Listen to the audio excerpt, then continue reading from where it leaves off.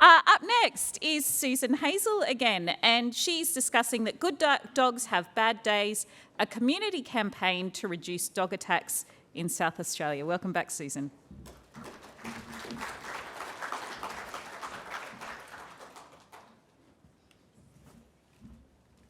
Thank you, and thank you for sticking around. I have the unenviable task of finishing up the day that I hope I can keep you all awake.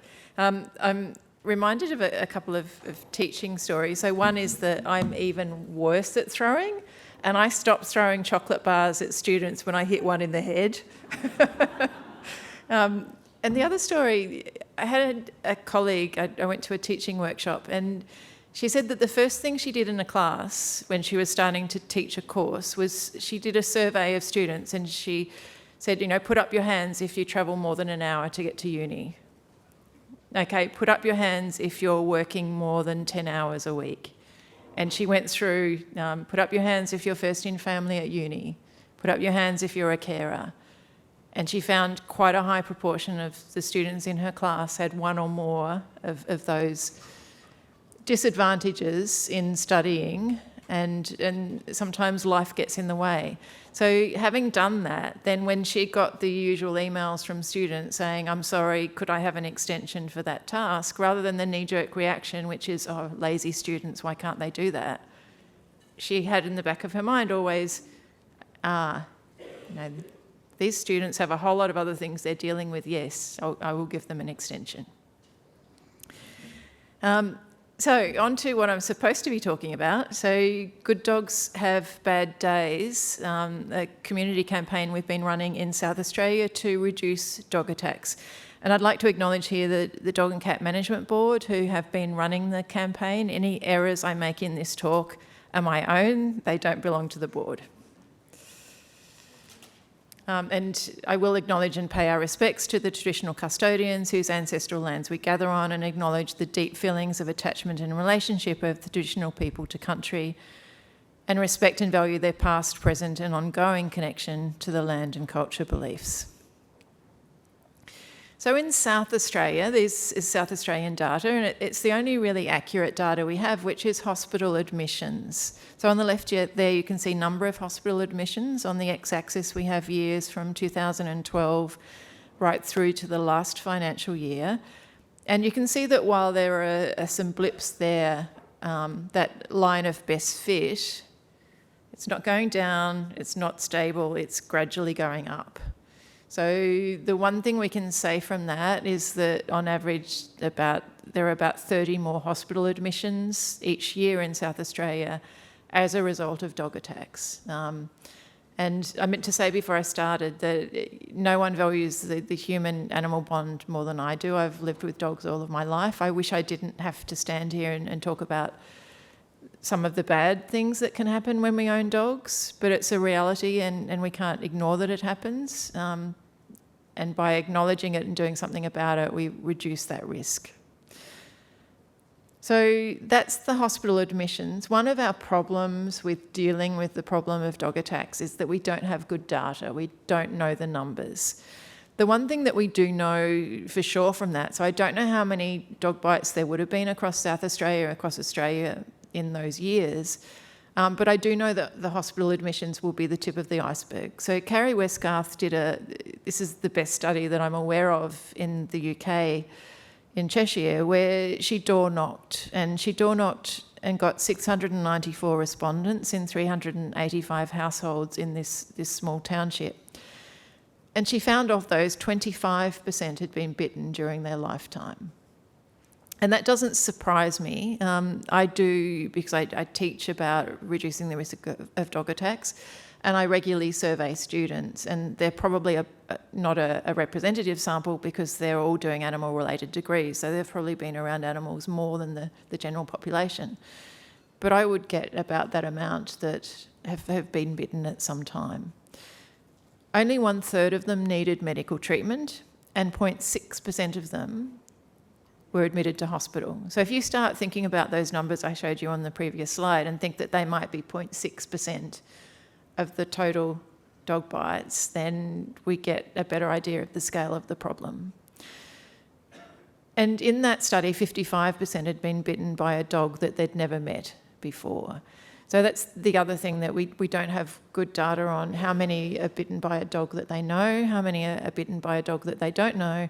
And I think one of our unconscious biases when we look at this area is that it's always you're out on the street and it's the pit bull that somebody else owns, they're not responsible and they come up and bite you. It's never the Labrador and it's never in a household with a dog that you know.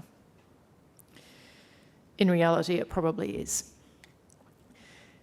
Looking at the public health perspective of dog attacks, there's a real deficit in the literature around dog attacks on other animals. There's been so much emphasis on attacks on humans, which of course is something that we need to deal with. It's not a great outcome. But there are at least as many, if not more, attacks on other animals. So Christine Haywood, who's one of our graduates from the vet school, was working in emergency practices, specialty practices in Melbourne. And she did this survey across 4 different emergency practices. So it was a retrospective case study. And she found in the year that she was looking at in 2018, there were 459 dogs and cats that presented to emergency vet clinics. So again, tip of the iceberg, this is 4 emergency clinics. Maybe emergency clinics might see more dog attacks because they happen in out-of-hours times. But I don't know how many vet clinics there would be across Melbourne. It's an awful lot. It's more than 4. And the estimate was that it was 2.4% of the total caseload were animals presenting, dogs and cats, as a result of a dog attack. Interestingly, with some of the topics we've been talking about, so this is a single study and all of the results that she found, we don't know that it's a representative sample, they need to be verified. But she found in the suburbs that the animals came from, if they had a lower socioeconomic index, then the animals that came in were more likely to be attacked at home by a known dog. If it was a higher socioeconomic area, they were more likely to be attacked out in a park by a dog that they didn't know. More likely, so it's not every single case, it's just a likelihood. Cats were much less likely to survive. Only 46% of the cats presented survived. And I suspect a lot of the cats that didn't survive didn't even make it to the vet clinic because they're going to be much more vulnerable. Whereas dogs, there was a 92% survival. The median cost for dogs and cats was, back in 2018, was $360 to $380, but the highest bill was $14,700. So there's the trauma to the people who love and live with these dogs and cats, but there's also a pretty significant financial strain from these attacks. And the impact on other animals, I think, is getting increasing media attention. So here's some stories that I found just more recently with cats and dogs being attacked and often killed or seriously injured. And the trauma that some people will have PTSD, this will have lifelong impacts, some of these attacks. The cause of dog attacks is always going to be an interaction. So it's an interaction between the dog themselves. So the genetics of the dog might play a role. We steer clear of talking of breeds because there's just as much variation within a breed as there is between different breeds.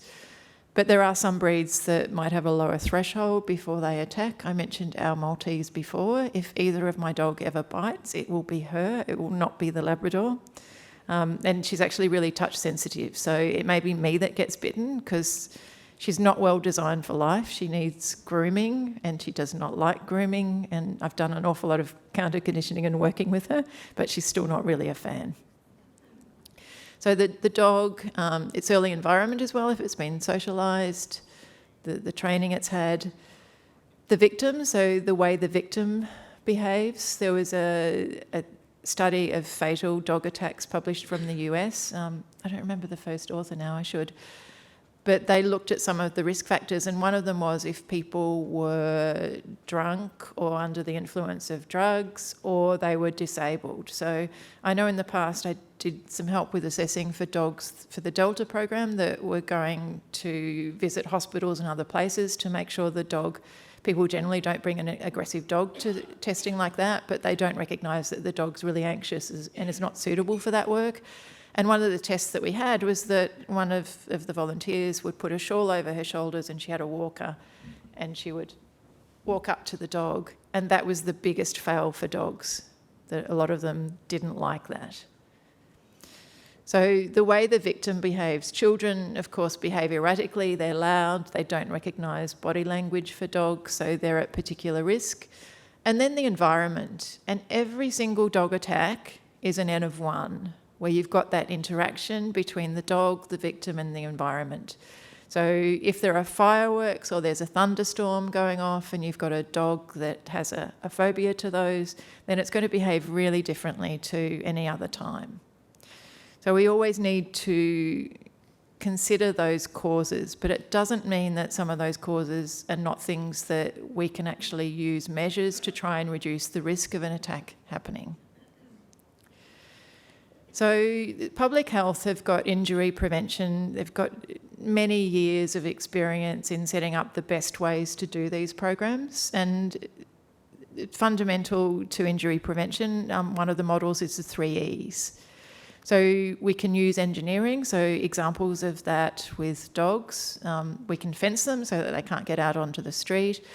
Within the house, our open plan houses are not always that amenable to dogs that might be a bit reactive. You need to separate sometimes, but you can use baby gates.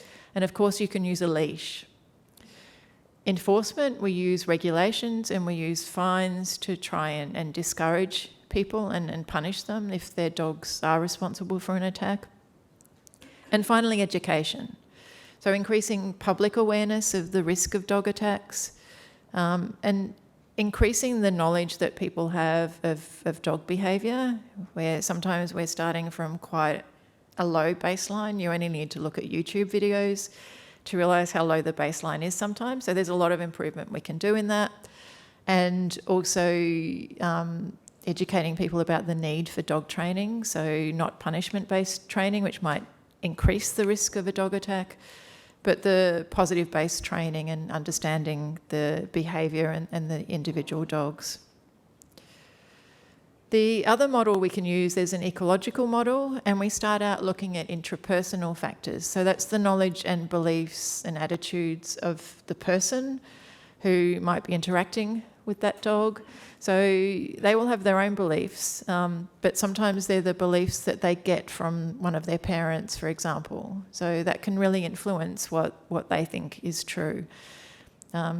I teach, in my first year course, I also teach animal training, and we use chickens as a model. And one of the reasons we use chickens, dog trainers run workshops around the world, improving training skills by using chicken training. And one of the reasons is that people haven't trained chickens before. So you're not having to unlearn all of the things you know if you're training a dog. You come in new and you're working with the chickens. There are interpersonal, so the social networks. I have a 16-year-old daughter, and peer group beliefs are so powerful at that age group that they tend to really follow what their peers are doing. But we all have our social networks, and they normalise the behaviours that we think everyone does. Lots in the previous talk, which was really fantastic to remind us of some of these. There are organisational, so institutions and workplaces. Then we go out more widely into the community, and often in the community there might be pockets, but we have groups that share values and norms. And then societal ones. So these are our bigger picture ones where there's the power to change through political systems and through other means. So when we're talking about trying to reduce the risk of dog attacks using a campaign of some kind, if we can get to intrapersonal, so knowledge and beliefs about dog attacks, that's a great place to start. So if we start with education, looking at those 3 E's, the beauty of that is that once we use education, So if I educate people about having to be really careful supervising dogs with children, then they might go home and think, okay, I'm going to put up a baby gate now. So it will affect the environment, and then if enough people all believe the same thing, then it's eventually going to affect the legislation and the regulations. And the same looking at the ecological model on the right. So if we start with intrapersonal, then that's going to affect, once an individual changes what they think and their behaviour, it will affect their social networks. Other people will see what they're doing. It can then affect organisations, communities and society. So it's a long drip kind of incremental change, but you start from the baseline and it radiates out. So this brings us to the campaign that the Dog and Cat Management Board have launched, Good Dogs Have Bad Days. And it is a public awareness campaign where we're using the media initially to increase the knowledge that good dogs have bad days. We love dogs, but any dog has the potential to bite if triggered, so be careful. So that's really the fundamental awareness of this campaign. And I know that it's worked. I had a meeting with one of the teachers at my daughter's school, and I was just chatting to him at the end, and dogs came up, and he said, oh, that campaign, you know, we've got a Groodle, and we love this dog, and we never ever thought about maybe my dog could bite, but we've looked at the campaign and we've got a young child, and now we're thinking, well, you know, maybe we should supervise them a little bit more. And the other message is, so always to be alert around dogs, just like you're always alert around water, and understanding that dogs bite for a wide range of reasons. So I mentioned the environment, the victim, the dog before, and so many different reasons. They can react to fear, provocation, pain, or perceived threats to themselves, their family, or property. So the Good Dogs Have Bad Days campaign, there's a website that a lot of the materials will link to, so gooddogsbaddays.com.au. And on that website, there are some fairly simple messages around reducing the risk of dog attacks, like supervising children around dogs. So really quite basic, simple messages, because we've worked with a media company that have done a fantastic job, but you don't want to give so much information to people they don't know what to do with it. Your messages have to be relatively simple. There are examples of the social media posts that people have used from that campaign and put up. So you can see that deliberately there's a range, so from a child bitten to a man and a woman, and we also have the dog bitten. And there's a juxtaposition of the kinds of things that people might say with the image. So our pup wouldn't hurt a fly. My dog loves playing with other dogs. I mean, at the dog park, how many times have you taken your dog to the dog park and somebody is there and the dog is really not looking particularly happy towards your dog, but they'll say, oh no, my dog loves playing with other dogs. So it's about awareness. It's on the back of buses, and it's been in bus shelters, and it's also been on radio and on the TV.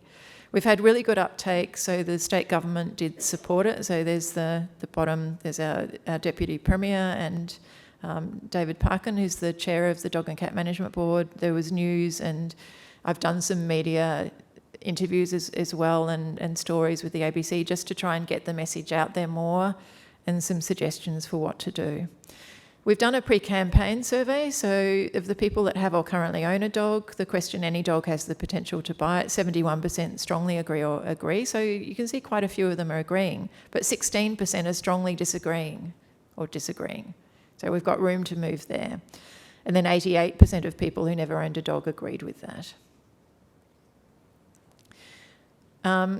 People who have a dog, I let children pat my dog without permission. 36% said often or always. So again, we've got room to move there.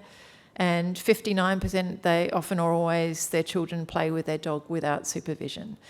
Don't know from that the question. Some of those are probably children that are much older than would need supervision. but it's still possibly a larger number than we would like. And 59%, often or always, it's safe for strangers to approach my dog. How serious an issue are dog bites for the community? So 52% of dog owners said moderate or serious, and 58% of those who didn't or had never owned a dog said it was a moderate or serious problem. So there's a reasonable percentage of people that's saying it's a problem, but we can still improve that a little bit as well as some of those other behaviours.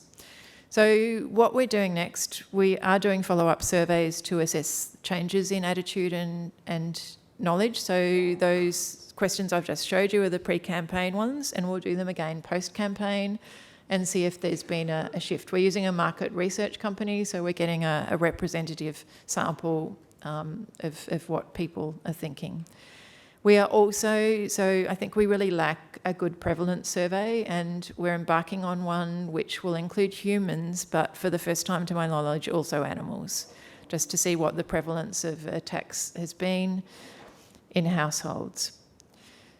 We have some safety messages there already, but this will be an ongoing project where I think we need to get more and more safety messages out there, and we also need to do the evaluation. So any good public health campaign not only has the campaign, they have the evaluation to find out what works and how, with the aim of improving animal and human welfare as a result of fewer dog attacks. Thank you.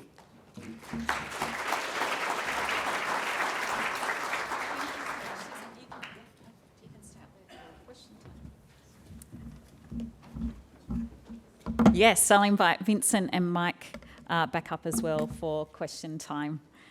Thank you for that presentation, Susan. What a fantastic initiative, and connects so beautifully with what Jim was talking about earlier today in terms of dog aggression and the fact that it's, a normal response to, a circumstance often outside of the dog's control. And I'm sure we've all seen those social media posts and things that make you cringe, or the photos of the baby lying on top of the dog in its bed and things like that. So I can understand why that messaging that you've put forward is so powerful and resonating so strongly with the community. Okay, first question is for Mike and Vincent from Amy. Can you recommend any software or programs for data capture?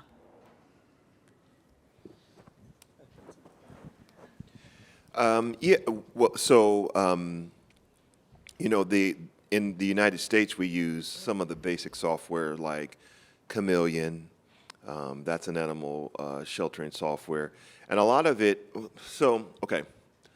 the answer to the question is yes. The problem is a lot of the software companies, their method of improving when you need certain data is so rigid that sometimes you're not going to be able to get all of the information you want. In fact, we're on a campaign. We're on a mission to have those software companies be more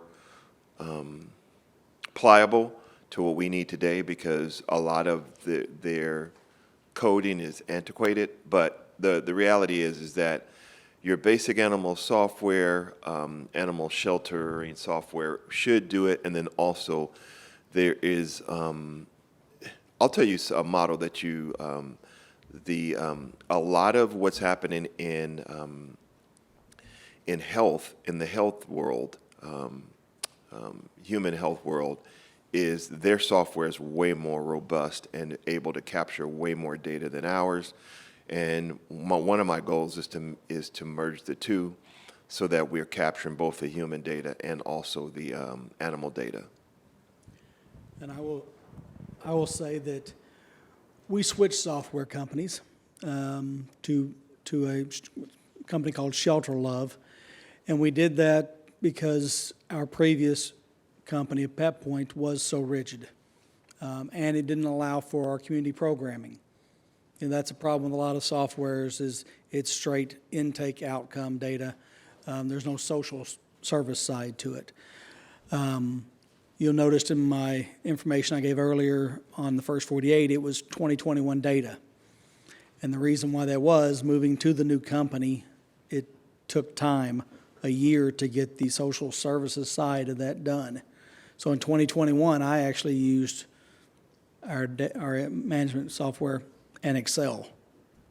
I hate Excel. But whatever's necessary. If it was an Excel spreadsheet, that's what we used. So hopefully y'all's will come a little faster than ours does in the U.S. And I'll say one last thing real quick. A lot of times we are collecting the data. It's just that our shelters are so siloed that the information is not being used in a way that helps the organization and the people as a whole. I'll give you a quick example. As an officer, when I investigate someone, I had information about their living situation, about their background. I had connected with other agencies. The difference was I was using that for enforcement purposes.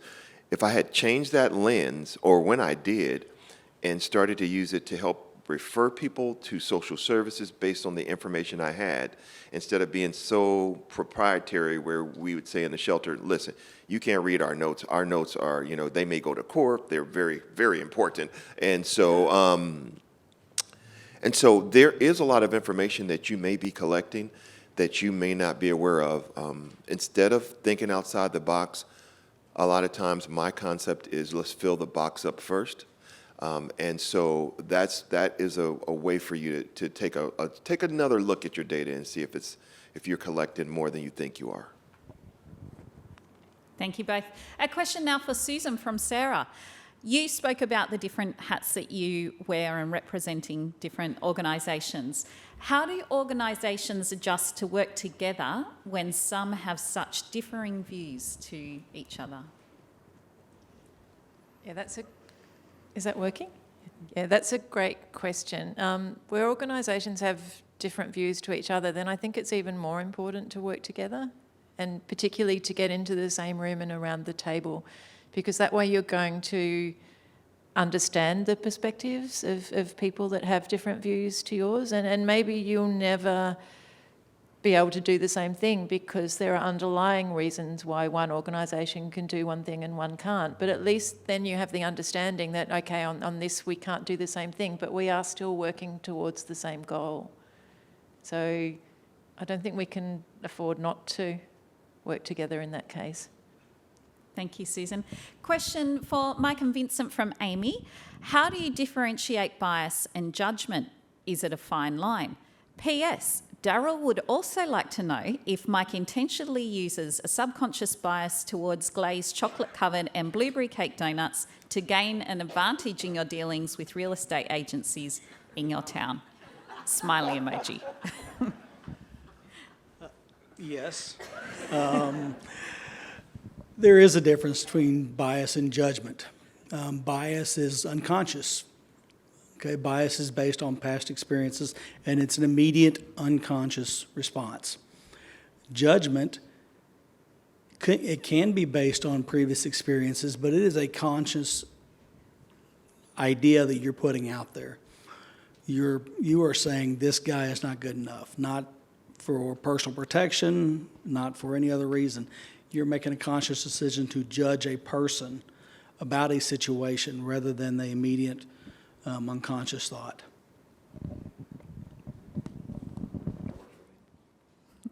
Thank you. And a final question for Susan from Bella. How do you avoid preaching to the choir in public awareness campaigns? Often educational outreach programs can only reach as far as the community who are already involved in our circles. For example, who follow our social media pages, etc. Again, great question. So that's why the awareness campaign was very broad. So bus shelters, buses, it wasn't relying on a single social media that went out through a single organisation. So radio, different. I don't watch a lot of TV, but I still caught the ad a couple of times. And yeah, I guess there might still be some groups that may not have seen it, but it would be the minority compared to other programs that might be more focused. And sometimes, so understanding, it's part of the reason we want to know more about the prevalence of dog attacks and why they occur, is that then later we might take a more targeted approach where we're not tackling the whole population. But at the level of increasing general public awareness, I think we've probably got pretty good coverage. Excellent. We'll wrap up the question time there. Don't forget to use the Hoover app to ask any other questions of our presenters, and keep an eye on it if you ask a question that we weren't able to present here with them now. Thank you to all of our presenters from this afternoon's session.